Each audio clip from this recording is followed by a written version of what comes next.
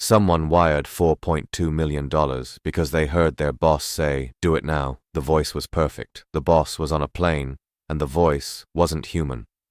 I'm Ethan, finance manager at Halberd Tools. On a bland Wednesday, I get urgent supplier bank change from our biggest vendor, Saxon Steel, polished PDF, European routing. My CFO, Meredith, is mid-flight. She texts, "Don't switch yet." Verify in the portal I log in. Looks identical, even the same typo we've lived with for years. A chat bubble calls me Ethan. Everyone here says E. I close it. Something's off. A call comes in. Saxon Steel HQ. Randall, Treasury, warm voice, knows our cadence. I dial Saxon's real number from our files. Reception says Randall's out all week. We've dodged something, for now. The site, the phone, even the receptionist were real. Only one thing wasn't: the man who called me. Afternoon, Meredith pings, CEO joining, hop on Teams.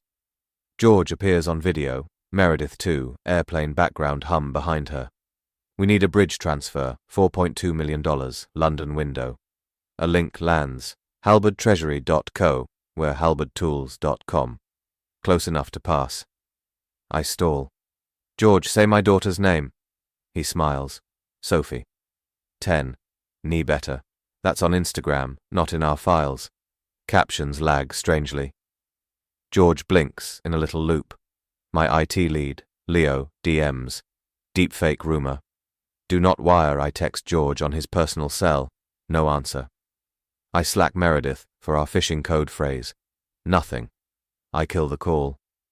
Seconds later, real Meredith rings from the plane. Why'd you hang up?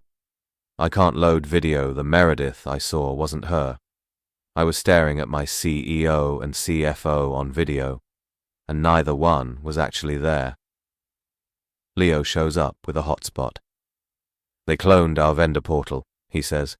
Lookalike domain registered 2 months ago. They hijacked an old Saxon email thread to bootstrap trust. We call the real Saxon. No bank changes. Then the text on my phone. We have your daughter's route home. Scripted intimidation, British spelling, scraped facts. I call the school. She's safe. We place a bank freeze. No wires without 3 humans on a landline together. They couldn't hack our bank, so they hacked our attention. Next day, they pivot. A courier drops a USB. Per Meredith, we sandbox it. The PowerPoint spawns a credential-stealing macro. At 10:17 a.m., a man in a navy suit arrives from Saxon with forms. Leo quietly face scans him. OSINT, matched to a fintech conference under a different name. We smile, decline, and let him walk. They tried email, phone, video, USB, and a man in a suit. Next, they tried me. Saturday at the park, my phone flags an unknown AirTag. A woman with dusty shoes sits nearby. Knee okay?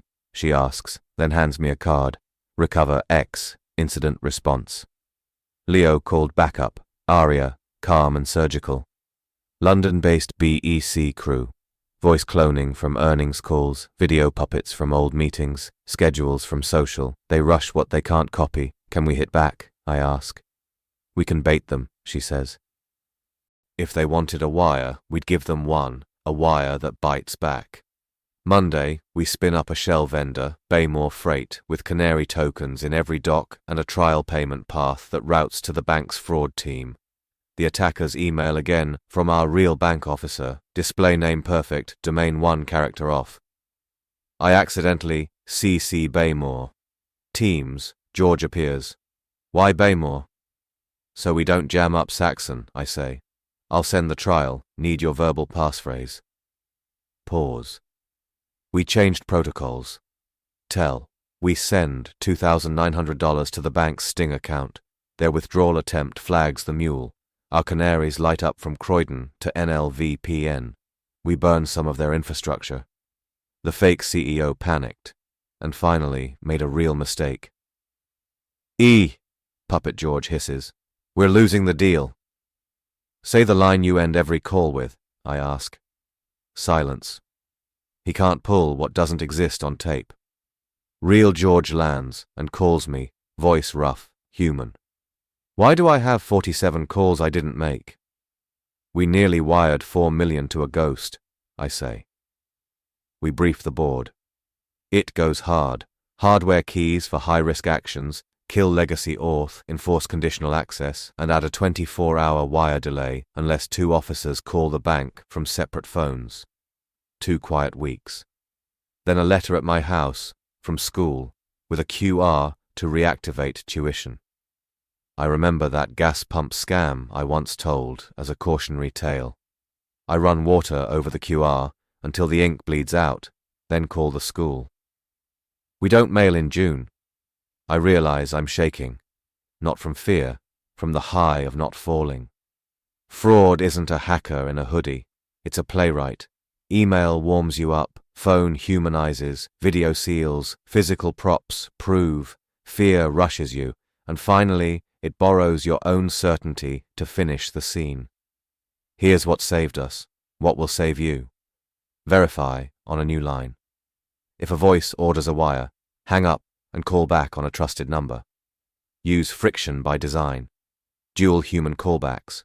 24-hour delays on big wires. Hardware keys for approvals.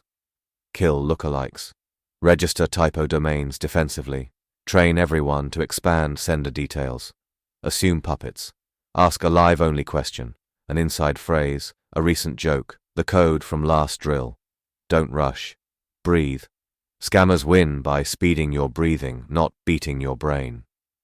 If you ever hear your boss say, "Do it now," and your skin knows before your logic does, stop. Breathe. Verify out loud. That's how we kept $4.2 million where it belonged, and why I still have a job to tell you this.